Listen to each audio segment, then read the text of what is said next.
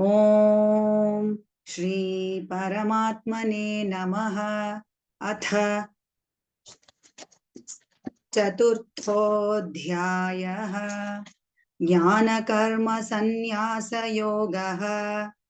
श्री भगवानुवाच इमं विवस्वते योगं प्रोक्तवानहमव्ययम् विवस्वान्मनवे प्राह मनुरिक्ष्वाकवे ब्रवीत्। एवं परम्परा प्राप्तम् इमं राजर्षयो विदुः सकाले नेह महता योगो नष्टः परन्तप। स एवायं मया तेद्य योगः प्रोक्तः पुरातनः भक्तोऽसि मे सखा चेति रहस्यं ह्येतदुत्तमम्। अर्जुन उवाच अपरं भवतो जन्म परं जन्म विवस्वतः कथमेतद्विजानीयां त्वमादौ प्रोक्तवानिति। श्रीभगवानुवाच बहूनि मे व्यतीतानि जन्मानि तव चार्जुन तान्यहं वेद सर्वाणि न त्वं वेत्थ परन्तप। अजोऽपि सन्नव्ययात्मा भूतानामीश्वरोऽपि सन् प्रकृतिं स्वामधिष्ठाय सम्भवाम्यात्ममायया।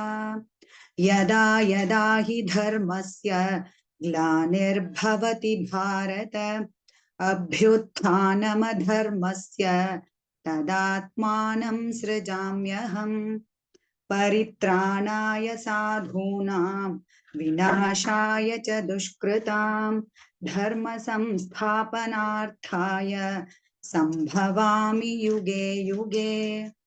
जन्म कर्म च मे दिव्यम् एवं यो वेत्ति तत्त्वतः त्यक्त्वा देहं पुनर्जन्म नैति मामेति सोऽर्जुन।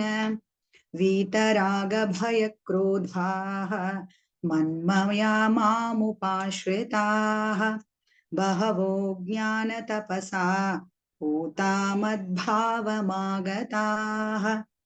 ये यथा मां प्रपद्यन्ते तांस्तथैव भजाम्यहम्।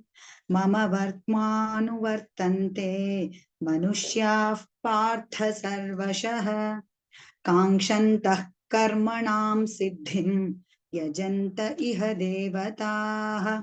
क्षिप्रं हि मानुषे लोके सिद्धिर्भवति कर्मजा चातुर्वर्ण्यं मया सृष्टं गुणकर्म विभागशः तस्य कर्तारमपि मां विद्य कर्तारमव्ययम्। न मां कर्माणि लिम्पन्ति न मे कर्मफले स्पृहा इति मायोऽभिजानाति कर्मभिर्न स बध्यते। एवं ज्ञात्वा कृतं कर्म पूर्वैरपि मुमुक्षुभिः कुरु कर्मैव तस्मात् त्वं पूर्वैः पूर्वतरं कृतं किं कर्म किमकर्मेति कवयोऽप्यत्र मोहिताः तत्ते कर्म प्रवक्ष्यामि यज्ञात्वा मोक्ष्यसे शुभात्।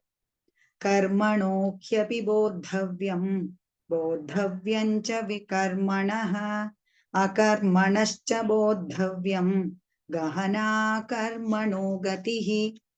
कर्मण्यकर्म यः पश्येत् अकर्मणि च कर्म यः स बुद्धिमान् मनुष्येषु स युक्तः कृत्स्न कर्म कृत्।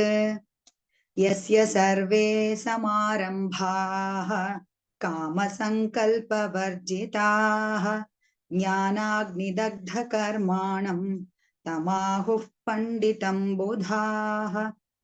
त्यक्त्वा कर्मफलासङ्गं नित्यतृप्तो निराश्रयः कर्मण्यभिप्रवृत्तोऽपि नैव किञ्चित् करोति सः। निराशीर्यत चित्तात्मा त्यक्त सर्वपरिग्रहः शारीरं केवलं कर्म कुर्वन्नाप्नोति किल्बिषम् यदृच्छालाभसन्तुष्टः द्वन्द्वातीतो विमत्सरः समं सिद्धावसिद्धौ च कृत्वापि न निबध्यते गतसङ्गस्य मुक्तस्य ज्ञानावस्थितचेतसः यज्ञायाचरतः कर्म समग्रं प्रविलीयते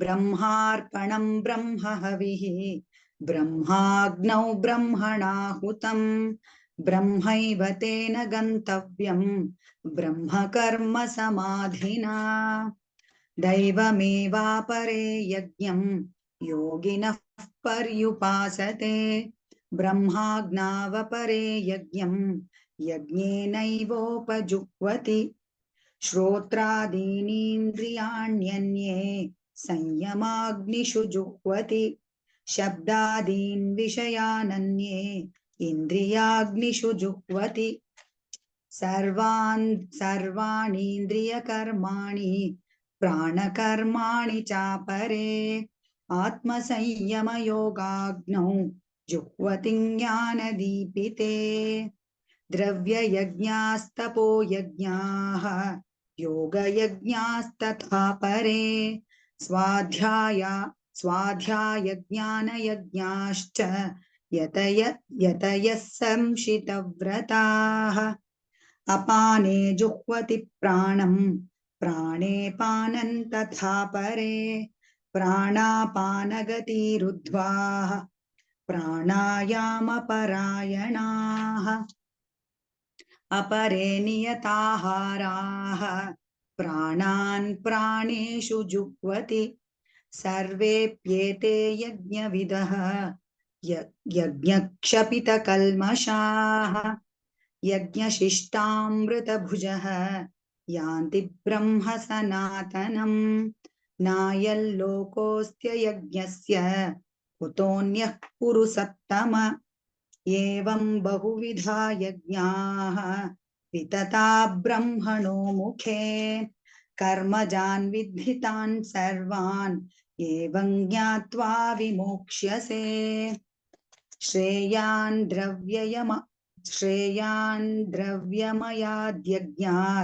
ज्ञानयज्ञः परन्तप सर्वं कर्माखिलं पार्थ ज्ञाने परिसमाप्यते तद्विद्धि प्रणिपातेन परिप्रश्नेन सेवया उपदेक्ष्यन्ति ते ज्ञानं ज्ञानिनस्तत्त्वदर्शिनः यज्ञात्वा न पुनर्मोहम् एवं यास्यसि पाण्डव येन भूतान्यशेषेण द्रक्ष्यस्यात्मन्यथो मयि अपि चेदसि पापेभ्यः सर्वेभ्यः पापकृत्तमः सर्वं ज्ञानप्लवेनैव वृजिनं सन्तरिष्यसि यथैधांसि समिद्धोऽग्निः भस्मसात् कुरुतेऽर्जुन ज्ञानाग्निः सर्वकर्माणि भस्मसात् कुरुते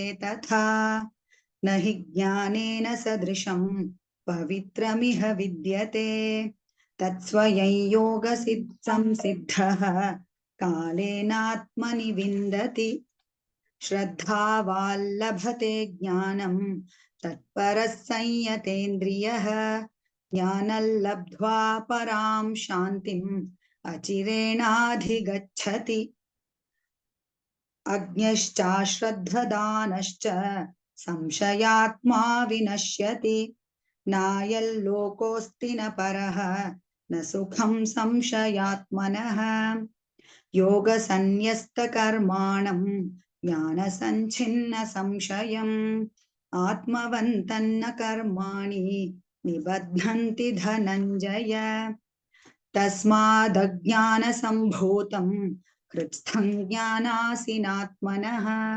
छित्त्वैनं संशयं योगम् आतिष्ठोत्तिष्ठ भारत ॐ तत्सदिति श्रीमद्भगवद्गीतासु उपनिषत्सु ब्रह्मविद्यायां योगशास्त्रे श्रीकृष्णार्जुनसंवादे ज्ञानकर्मसन्न्यासयोगो नाम चतुर्थोऽध्यायः। सर्वधर्मान् परित्यज्य मामेकं शरणं व्रज, अहं त्वा सर्वपापेभ्यः मोक्षयिष्यामि मा शुचः।